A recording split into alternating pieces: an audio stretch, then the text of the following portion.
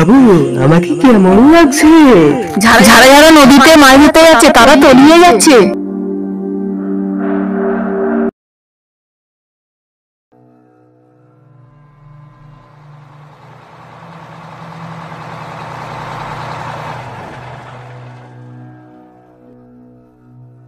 যখন বাসটা থামলো তখন রাত 9টা। এটাই শেষ বাস। সারাদিনে একটাই বাস চলে। ভুল করে যদি এই বাসটা মিস হয়ে যায় তাহলে আবার পরের দিনের জন্য অপেক্ষা। কলকাতা থেকে যত তাড়াতাড়ি বেরোক না কেন, এখানে পৌঁছাতে রাত 8টা বেজে যাবে। এখানে রাস্তা ভালো নেই, ইলেকট্রিসিটি নেই, দোকানপাট গোনা কয়েক বললেই চলে। বাস থেকে নেমে গ্রামের সরু রাস্তা দিয়ে হাঁটতে আরম্ভ করে অনিমেষ। আর একটু হেঁটে গেলেই সামনেই পড়ে খেয়া নদীর ঘাট।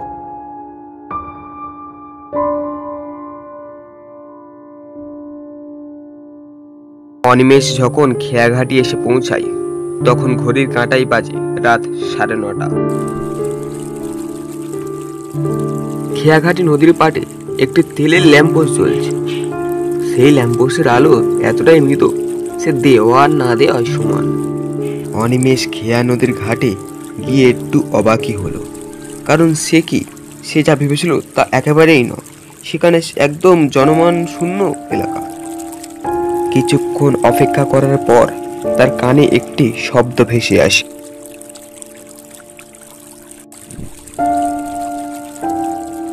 কোথায় যাবেন বাবু? হ্যাঁ, আমি যাব রঘুনন্দনপুর, আমার মামার বাড়ি। আজকে আমার ছোট মামার বিয়ে। তুমি শুধু আমাকে নদীটা পার করে দাও। নদী পার হতে কত ভাড়া নেবে? আগে ভাড়া লাগবে না বাবু। কেন? সাহেব, আমার যে ভাড়া আপনি তো দিতে পারবেন না। কেন দিতে পারবো না কেন? ও কিছু নাই সাহেব, আপনি নৌকায় উঠে বসুন।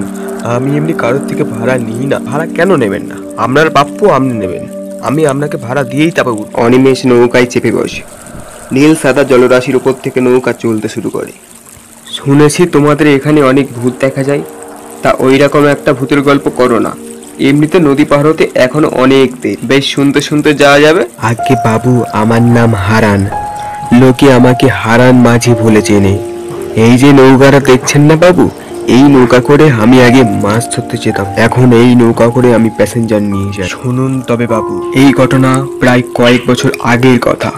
আগে বাবু, আমি একজন জেলে, মাছ ধরে জীবিকা নির্বাচন করে নিজের সংসার চালাতাম। একদিন খাটে বসে আমি ভাবছিলাম জাল নিয়ে বেরোবো নদীতে মাছ ধরতে। এমন সময় আমার দিদি ছুটে এসে বলল, ভাই তুই নাকি আজ নদীতে যাচ্ছিস? হ্যাঁ, ভাবছিলাম জাল নিয়ে যাব নদীতে মাছ ধরতে। এখন বর্ষাকালে ইলিশ তো ভালোই পাওয়া যাবে। আজকে নদীতে যাস না। কেন নদীতে যাব না কেন? শুনেছি নদীতে নাকি ভয়ঙ্কর ঘূর্ণিপাক তৈরি হয়েছে।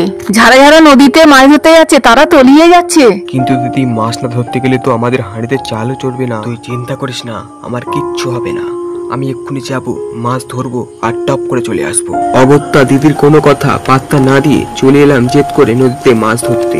এদিকে বৃষ্টিও ভালোই শুরু হয়েছে। ভাবলাম যখন বৃষ্টি হচ্ছে নদীর মাঝখানে বড় বড় ইলিশ পাওয়া যায়। সেই লোভে নৌকা সামনে এগোতেই এত উতালা হচ্ছেন কেন বাবু? জানতে পারবেন, আস্তে আস্তে সব জানতে পারবেন। সামনে এগোতেই এক বিরাট ঘূর্ণিঝড় আমার দিকে ধেয়ে আসে। সেই ঘূর্ণিঝড়ে আমার নৌকা তলিয়ে যায় আর আমার সাথে সাথে মৃত্যু হয়। বাবু আমাকে কেমন লাগছে? যারা যারা নদীতে মাছ ধরতে যাচ্ছে তারা তলিয়ে যাচ্ছে। নৌকা মাছের এমন রূপ দেখে ভয় পেয়ে অনিমেষ গৃহ ত্যাগ করে।